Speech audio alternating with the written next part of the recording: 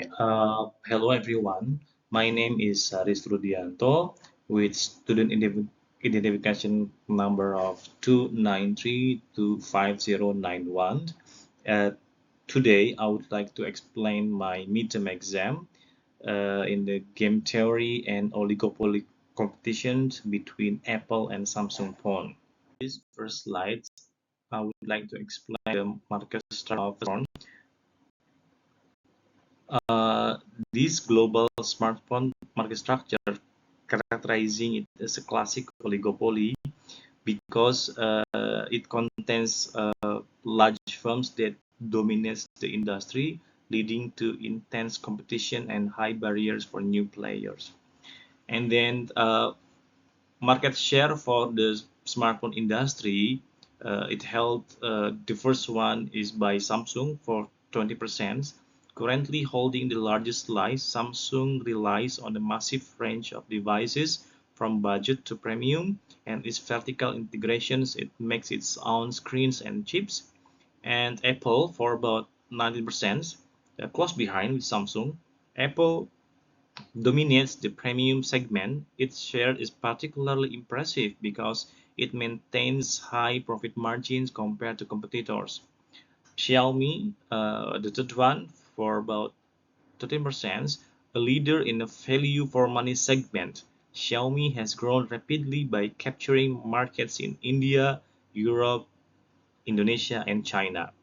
And Oppo, the fourth one, is about 9%, another major Chinese player that focus heavily on camera technology and aggressive offline marketing. And the others, about 39%. This includes hundreds and hundreds of smaller brands like Google, Motorola, Sony, and stuff. While 90% seems large, no single brand within this group has enough power to challenge the big four individually. And characteristic of smartphone oligopoly. This chart lists 5 key traits that define this market.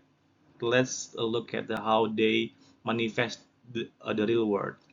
First one, few dominant firms. The top four companies control over 90% of the global markets. This high concentration ratio means their decisions on pricing or tech dictate the direction of the entire industry.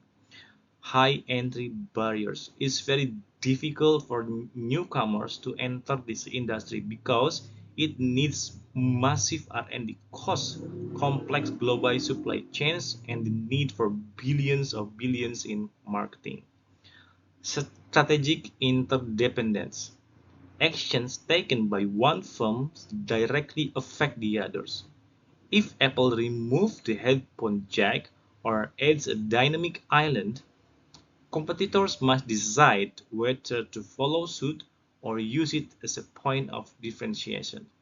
And rapid innovation cycles that the phone should be able to remove the new series. And then game theory framework. The core concept, the strategic interactions. Game theory is study of mathematical models of strategic interactions among rational agents. In this context, it isn't just about what Apple or Samsung does in isolation, it's about their choices are interdependent. Action reactions. Every move one firm makes, like Apple launching a new AI feature, forces the other to respond to maintain its market position. Predictive modeling. Firms use these frameworks to predict whether a competitor will match a price cut or launch a counter innovation. The moves in the games, innovation intensity. This refers to the R&D spend and the aggressiveness of new releases. For example, Samsung's strategy to lead in foldable phones versus Apple's strategy of wait and perfect. Pricing. Choosing between premium pricing Apple to signal quality or varied pricing tiers Samsung to capture a broader market share. Ecosystem expansion, developing sticky services like the Apple Watch, AirPods, or Samsung Health that make it costly or inconvenient for the user to switch to the competitor. The players, Apple and Samsung, while there are other brands, Apple and Samsung are often analyzed as a duopoly in premium segment. Apple operates with closed ecosystem iOS and focus on high-margin premium hardware. Samsung operates with an open source based Android and competes through hardware variety and vertical integrations, making its own chips and displays. Nash equilibrium, the stable states. A Nash equilibrium occurs when both players have chosen a strategy, and neither can improve their payoff by changing their strategy unilaterally while the other keeps their constant. And for the strategic option, we have aggressive, conservative, and payoff metrics. The first for aggressive, this is a high risk, high reward approach used to disrupt the market and leapfrog the competitors. It should contain heavy R&D spending, premium positioning, and rapid product cycle.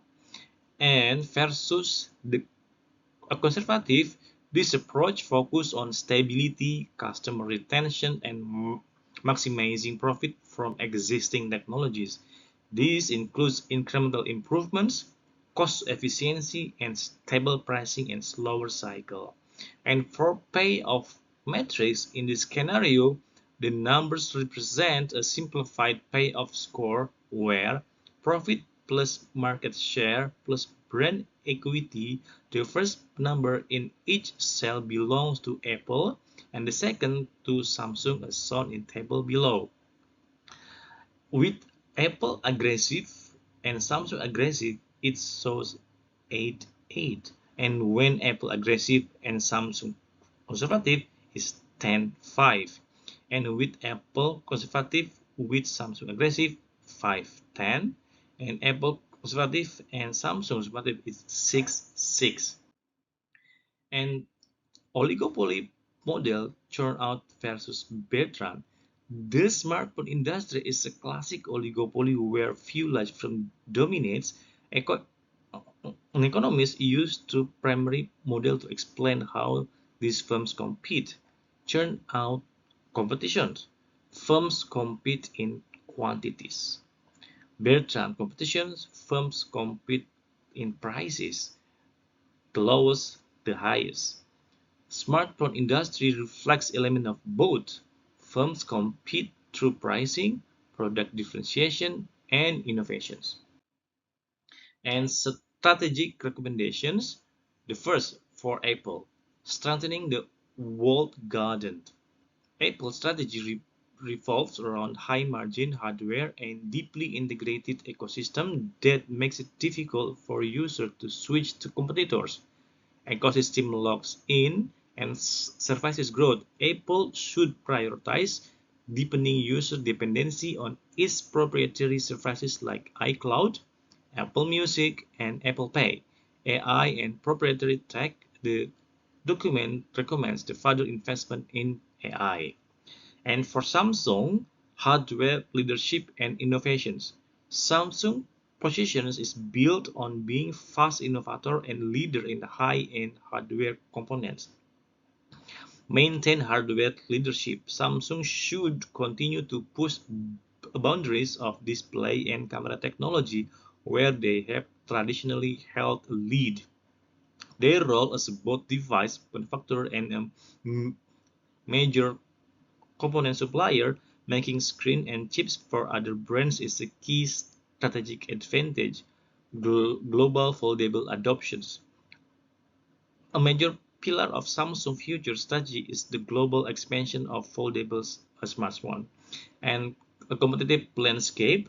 These recommendations are set against backdrop of complex economic models, oligopoly dynamics. The industry reflects elements of both churn-out, quantity-based, and veteran, price-based competition, meaning firms must manage massive supply chains while simultaneously fighting price wars. Strategy choice. Firms must constantly decide between aggressive innovation technology, heavy R&D and rapid cycle, and a conservative strategy, incremental improvement and cost efficiency to reach a stable Nash equilibrium.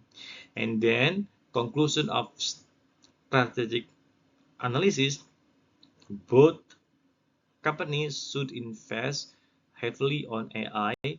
AI has moved from experimental AI to foundational AI, where generative agents are embedded directly into the operating system.